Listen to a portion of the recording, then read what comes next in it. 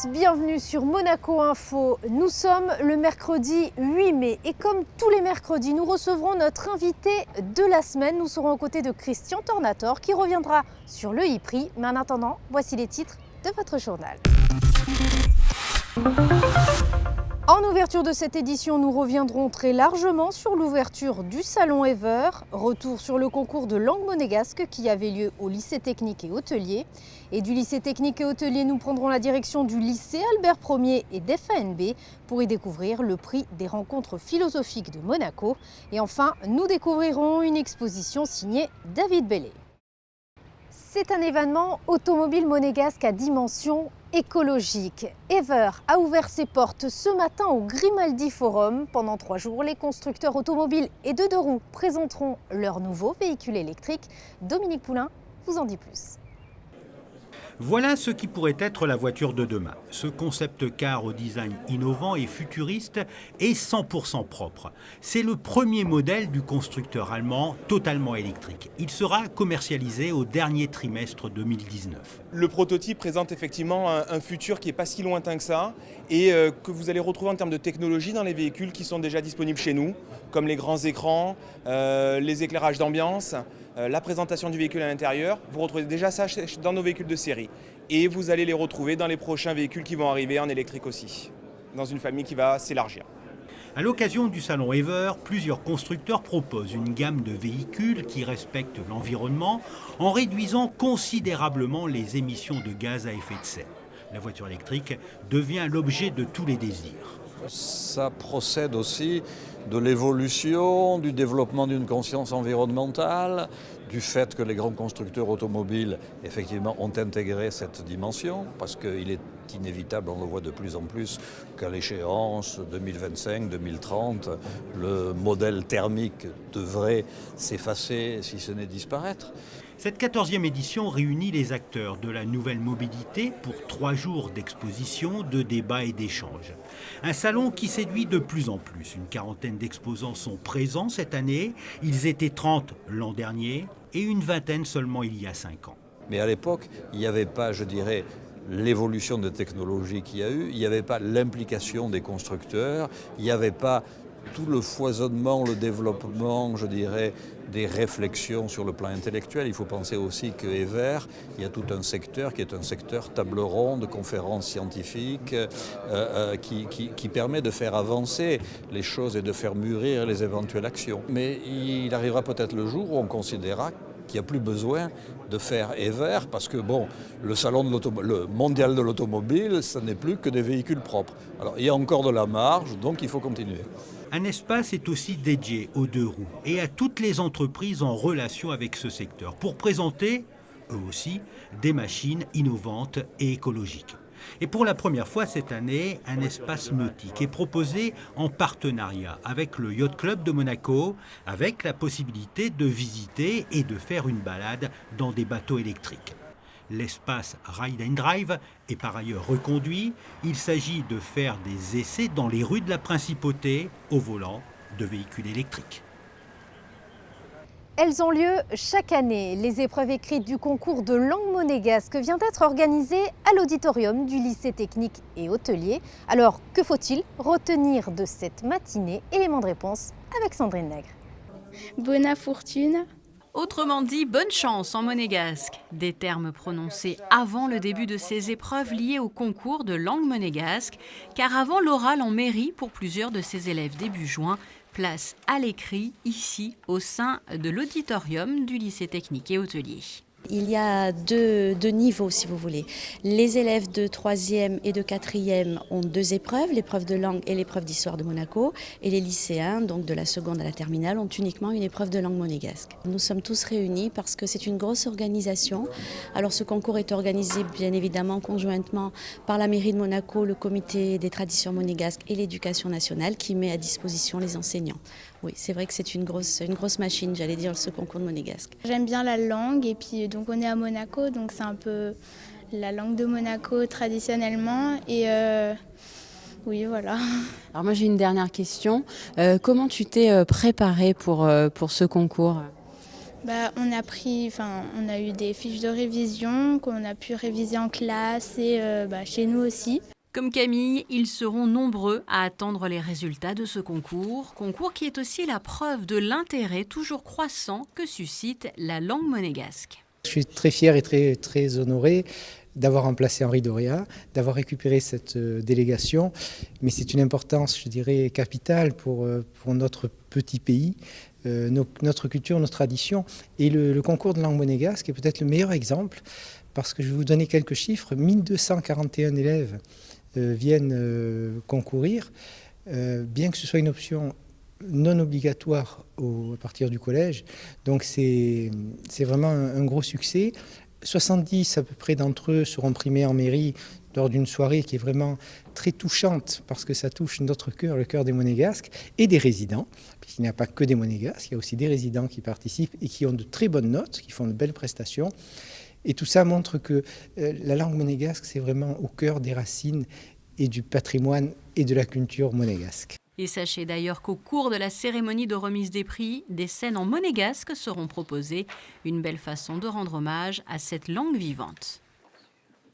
Coup de projecteur à présent sur les différents événements proposés par les rencontres philosophiques de Monaco dans le cadre des journées Les Jeunes Philosophes. Alors qu'un atelier a eu lieu aujourd'hui en maternelle, intéressons-nous au prix lycéen des rencontres philosophiques, un concours sur lequel revient Émilie Rousseau. Encourager la réflexion philosophique, tel est le but des rencontres philosophiques de Monaco. Depuis sa création, les membres fondateurs ne cessent de multiplier les conférences, les ateliers ou les colloques. Cette dynamique existe aussi dans les lycées de la Principauté. Dernièrement, plusieurs élèves de terminale des lycées FANB et Albert Ier ont participé au concours du prix lycéen des rencontres philosophiques de Monaco. C'est la 4e année qu'il y a ce concours, donc c'est rentré un peu dans les usages. Ils assistent aux conférences, donc petit à petit on leur dit il y aura un concours, c'est-à-dire il y aura un challenge en fait, parce qu'ils n'ont pas l'habitude d'être en compétition entre eux, donc plutôt bien, parce qu'ils sont en rivalité, et puis il faut réfléchir un peu, c'est pas un cadre habituel. Cette année, plus d'une trentaine de lycéens a planché sur cette question. À quoi reconnaît-on que l'on n'a pas affaire à une machine? Une dissertation en rapport avec la thématique de cette année, l'humain. C'est quand même un sujet difficile, parce que si on attrape ce sujet, on peut le traiter de manière très diverse. Grosso modo, on peut problématiser autour de qu'est-ce qui est moins qu'une machine, qu'est-ce qui est plus qu'une machine, qu'est-ce que c'est qu'être moins qu'une machine, qu'est-ce que c'est qu'être plus qu'une machine.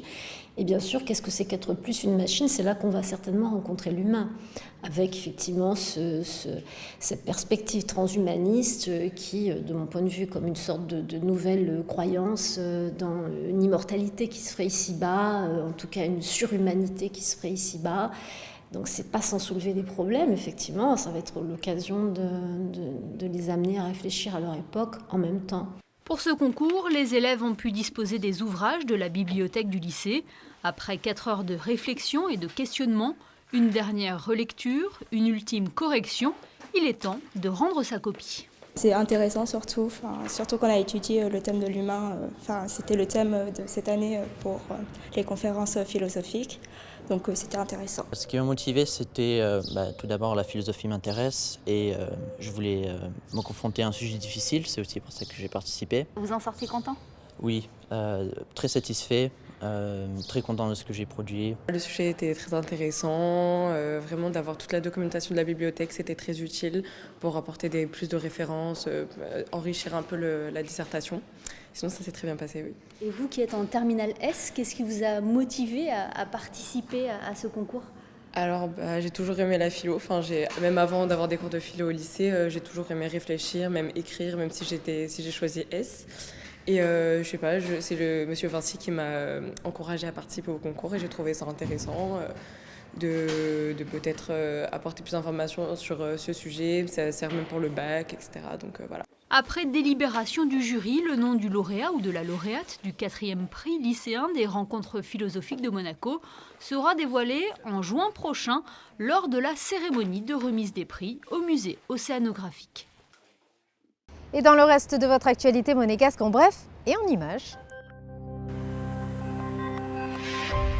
C'est une tradition, la victoire du 8 mai 1945 a été commémorée en principauté mercredi. Une cérémonie a été organisée à la Maison de France en présence de très nombreuses personnalités de Monaco.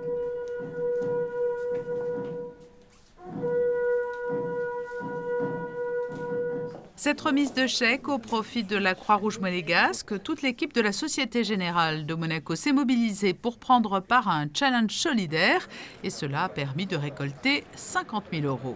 Pour refermer ce volet d'information toute image, ce concert donné par l'Académie Régnier III, cela s'est passé à la cathédrale de Monaco. Des étudiants de la formation internationale professionnelle des artistes de chœur ont ouvert les festivités. Avant de céder la place aux élèves de la classe d'orgue, ce concert avait pour but de remercier le Rotary Club d'un généreux don qui a permis à l'Académie à l'automne dernier d'acheter 5 vidéoprojecteurs.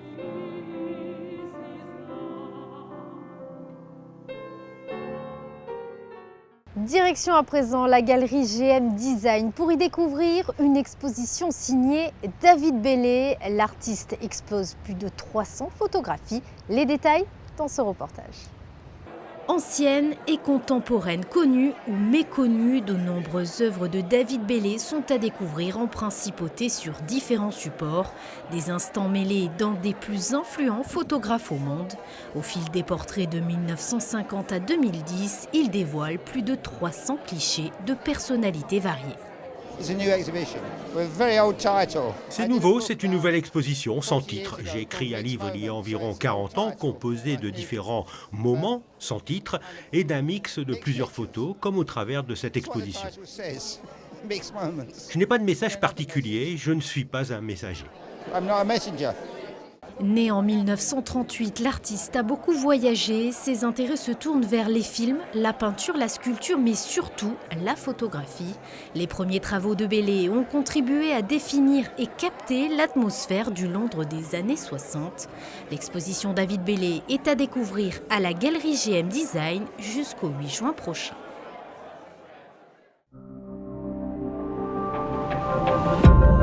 Pour la troisième fois de son histoire, le championnat de Formule I investira les rues de la Principauté. C'est pour cela que j'ai à mes côtés le commissaire général de l'Automobile Club de Monaco, Christian Tornator. Bonjour. Bonjour Vanessa. Merci de nous accueillir en plein préparatif, on le voit. Oui, c'est encore les préparatifs, on n'est pas tout à fait prêts. Allez, commençons par le tracé, si je ne me trompe pas. 1 km 765 exactement, bravo, c'est ça. 12 virages. Toujours oui. Pas de montée de Saint-Dévote. Quels sont Non. finalement les pièges à déjouer du circuit? Les pièges, alors je dirais qu'il y en a deux essentiellement. Le premier, il se présente tout de suite après le départ, puisque c'est le virage de Saint-Dévote. Alors c'est pas le même virage que la Formule 1, bien entendu, puisqu'on doit renvoyer les concurrents sur l'avenue Kennedy. Donc on essaye de les ralentir le plus possible, de les envoyer le plus possible vers l'échappatoire de Saint-Dévote, pour les renvoyer ensuite sur leur droite. L'idéal, c'est qu'ils soient en file indienne pour attaquer la descente de l'avenue Kennedy. Et le deuxième point se trouve au bout de l'avenue Kennedy, justement, qui est un double droite, 90 degrés, 2 fois à droite, pour récupérer la piste de Formule 1 au niveau de la chicane. C'est là qu'il peut y avoir des attaques, parce qu'on sait que les voitures sont plus puissantes. Et je pense qu'il risque d'y avoir des attaques au freinage. Plus propice à l'accrochage, on peut dire? Oui, aussi. Oui, faut bien le sûr. savoir. Bien sûr, parce que la piste n'est pas plus large. Elle est un tout petit peu plus large sur la fin qu'au début. Parce que là, on s'est adapté, je dirais, à l'avenue Kennedy. Donc, il a fallu installer les rails à gauche, à droite sur les trottoirs pour avoir le plus d'espace possible. Mais on n'est pas dans les dimensions tout à fait réglementaires. On ne le répétera pas. Alors, pour la première fois, la course se déroulera avec des monoplaces de deuxième génération. Oui. Quels sont finalement les changements? Déjà, les véhicules sont plus beaux. Moi, je les trouve plus esthétiques. Ils sont plus aérodynamiques. Ils sont plus longs, puisqu'ils mesurent 5,16 m, ce qui est énorme d'ailleurs. Ils sont un petit peu plus étroits, un peu plus hauts à cause du halo. Ils pèsent 900 kg, parce qu'il y a 450 kg de batterie. Et ça génère une puissance de 250 kW en qualification.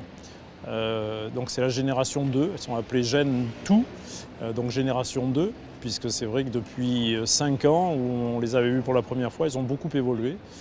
Et je pense qu'on ira jusqu'à 300 kW dans un proche avenir, on n'y est pas encore, mais pour l'instant on se contente de 200 kW en course et 250 en qualification. Et il y a encore des petites particularités puisqu'on a sur le circuit une zone attaque. Ah, j'allais le dire.